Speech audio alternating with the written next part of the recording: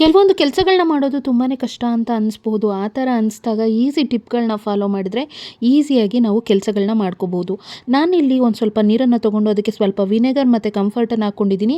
ಒಂದು ಈ ಥರ ಧೂಳೊಡೆಯೋ ಕಡ್ಡಿ ಬರುತ್ತಲ್ಲ, ಅದಕ್ಕೆ ಒಂದು ಬಟ್ಟೆಯನ್ನು ಕಟ್ಕೊಂಡಿದ್ದೀನಿ. ನೋಡಿ, ಕಾಟನ್ ಬಟ್ಟೆ ಆದರೂ ಕಟ್ಟಿಬಿಟ್ಟು ದಾರನ ಕಟ್ಕೋಬೋದು. ನಾನಿಲ್ಲಿ ಒಂದು ಬ್ಯಾಗ್ ಥರದ್ದನ್ನು ಕಟ್ಟಿ ಅದ್ರ ಮೇಲೆ ತಯಾರಿಸ್ಕೊಂಡಿರೋಂಥ ಲಿಕ್ವಿಡನ್ನು ಹಾಕ್ಕೊಂಡು ನೋಡಿ ಕಿಟಕಿನೆಲ್ಲ ಒರೆಸ್ಕೊಳ್ತಾ ಇದ್ದೀನಿ. ತುಂಬ ಚೆನ್ನಾಗಿ ಈ ಧೂಳು ಅದೆಲ್ಲ ಹೋಗ್ಬಿಡುತ್ತೆ. ನಮ್ಗೆ ಹೊರಗಡೆಯಿಂದ ಕಿಟಕಿ ಎಲ್ಲ ಒರೆಸೋಕ್ಕಾಗಲ್ಲ ಅಂತನ್ನೋರು ಈ ವಿಧಾನದಲ್ಲಿ ಕಿಟಕಿ ಮೆಷನ್ನಾಗಲಿ ಅಥವಾ ಕಿಟಕಿನಾಗಲಿ ಎಷ್ಟೇ ಧೂಳಿದ್ರೂ ತುಂಬ ಚೆನ್ನಾಗಿ ಕ್ಲೀನ್ ಮಾಡ್ಕೊಳ್ಬಹುದು.